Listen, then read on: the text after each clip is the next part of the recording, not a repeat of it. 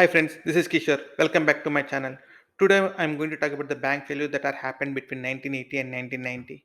Are there any similarities between 1980 bank failures with the current bank failures? If yes, what are they? Hope you like this video. Let's jump into the show.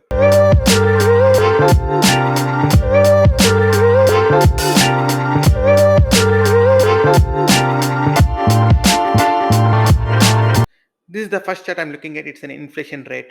Between 1970s and 1980, there's a huge spike in the inflation rate. When the inflation rate increased, Fed started raising the interest rate sharply, and it caused the inverse 10-year bonds inverse yield curve inversion, which went to minus 600. This put a lot of pressure on the banks to tighten their lending standards. When the banks tighten the lending standards, there is a credit crunch took place. If you see this chart, you can see the credit crunch takes place in the early 1990s. So, and I see the bank earnings ratio because when they don't give the loans more, how do they make profit? Between 1964 and 1990, there is a huge drawdown in the bank price to earnings ratio.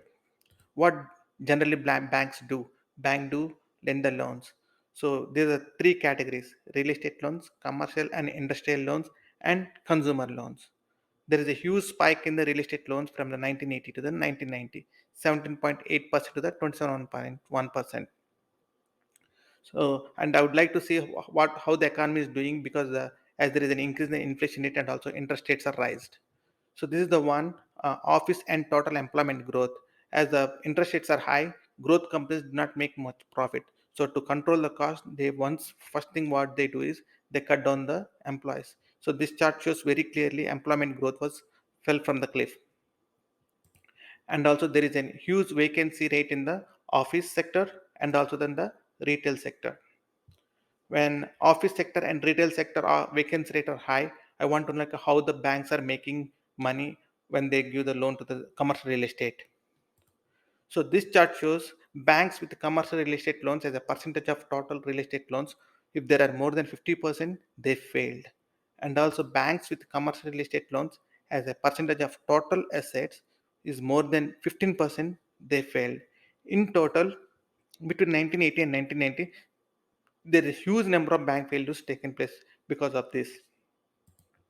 After watching all these charts, how, when, and happen, this is the bullet points I came across. One, inflation rised, and then to control the inflation, Fed started raising the interest rates sharply. That put the pressure on the banks and the growth companies, and companies started laying off the employees. That put the pressure on the commercial office vacancy rate and then retail vacancy rate. So both when office and retail vacancy rate are high, commercial real estate loans are in trouble, and the banks started tightening the lending standards, which put the liquidity crisis. And later, commercial real estate loans delinquency rate increased, and banks with a high exposure to the commercial real estate loans with bad risk management are failed. This is what happened between 1980 and 1990s. So I put a similarities between 1980s and the 2023. So these are the things, almost same things are happening. Very few are not happening now. One thing that not happening is like companies started laying off employees. It is happening, but not that crazy. This is the chart I want to talk about. This is regional banks that are exposed to the commercial real estate loans. If they are more exposed to the commercial real estate loans, they are in trouble. And this is the chart I want to show. Commercial loans are divided into different property types: office, multifamily, healthcare, hotel, retail, industrial, and others. So right now the sectors that are in property sector that are in trouble is office and retail. So both together it is almost 27%. And also the banks with commercial estate loan exposure with the total assets, if it is more than 20%, they are in trouble. And finally, KRE, this is an ETF for the regional banks. It fell from a cliff, like from the $70 to the $35, and then it bounced to the $38. Right now, it is at $38, but it may come down to the $27, and that's a good place to look into it. If it is good time to buy, then we can take a look at it. And the conclusion is there are a lot of similarities between 1980 bank failures with the 2023. And but will commercial real estate sector impact like it did into 1980s?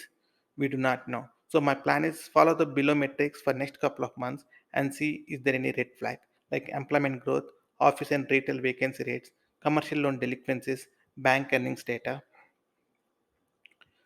A bend in the road is not the end of the road unless you fail to make the turn. So will banks fail or they will make a turn? Let's see. If you like this video, please like the like button. If any of your friends looking the similar kind of content, please share videos to them. Please watch more videos in my channel. If you like that, please subscribe and click on the bell icon so that you will get a notification when I upload a new video. Thanks for watching. See you. Bye bye.